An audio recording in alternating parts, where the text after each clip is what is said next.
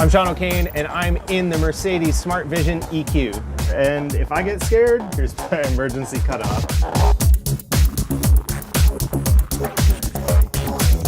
Oh God, here we go. Tell my family I love them. I'll be back from the future at some point.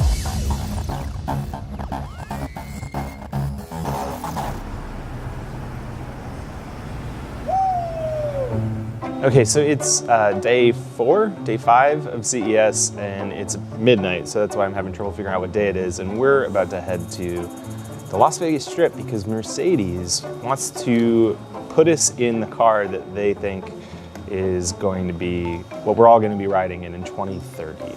The Smart Vision EQ was announced late last year at the Frankfurt Motor Show, and this was the first time that Mercedes has brought it to the United States. It was the kind of opportunity I didn't want to pass up, to see this weird futuristic idea from one of the world's biggest and oldest automakers. It was pretty chaotic when we got there. Mercedes had shut down a whole section of Las Vegas Boulevard, had dozens of people coordinating the whole thing, and a ton of tourists were trying to snap photos or yell questions about just what exactly they were seeing. I should be clear, this is not driving itself like it is supposed to someday. There's literally a guy with a bunch of joysticks in a bag who's going to be driving us down the strip. So let's see how this goes. So here we go, we're moving.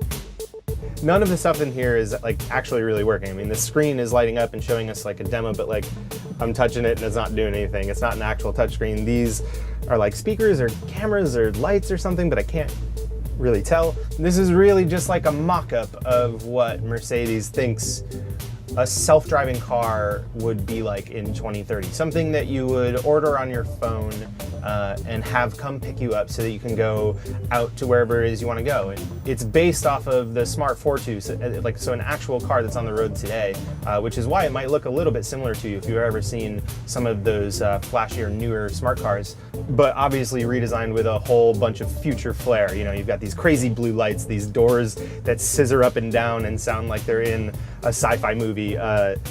We've got lights along the floor, a big screen on the front that says like Las Vegas Boulevard and like watch out and like all these things to sort of signal the pedestrians.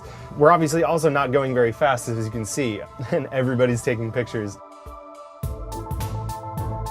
We're just crawling along the strip. We're actually headed towards a parked truck right now. All right, we're stopped.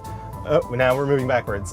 What's really funny is like there's this giant windshield that just like stretches from the front of the dashboard all the way to the back, which is cool because like we're on the Las Vegas Strip. We can see everything that's happening. Like there's Planet Hollywood, there's the Paris. Like that's still Planet Hollywood. I never knew Planet Hollywood was so big. All of this, the see-through design, the giant screen, has to do with how Mercedes thinks we'll one day use a fully self-driving car. And while some companies imagine them as workspaces or store experiences, the Smart Vision EQ is all about turning your car into a rolling smartphone ride, with things like your favorite entertainment or social media accounts available right in the dashboard. Now, maybe that's a good idea or not. I can tell you right now, though, that the idea of my Twitter feed scrolling by on the dashboard of a self-driving car is already giving me nightmares. Oh, there's a picture of a turtle. And it's got 203 likes. It has more. The turtle from the future has more likes than my Instagram posts. So we've gone back and forth down the street a couple times now, and so here's as much as I can tell you going 12 miles an hour in a remote-controlled version of this car. I get it. Like, I get what Mercedes is really trying to do here. You know, there's no steering wheel, there's no pedals.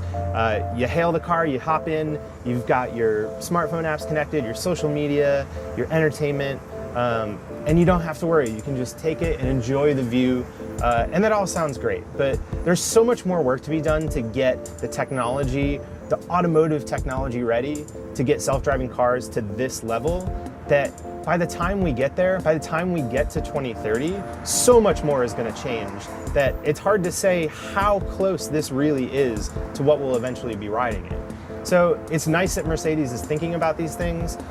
It is sweet to see that they're willing to put this much work into making sure everybody knows that they're thinking about these things. But for right now, it's just another sort of stab in the dark at what our future of moving around looks like. So for more weird self-driving cars, electric cars, rideables, all the crazy stuff we've seen this week at CES 2018. Go to youtube.com/TheVerge and click subscribe. And while you're at it, go to theverge.com/CES. Everything else we've done this week is there, and so much more. Thanks for watching.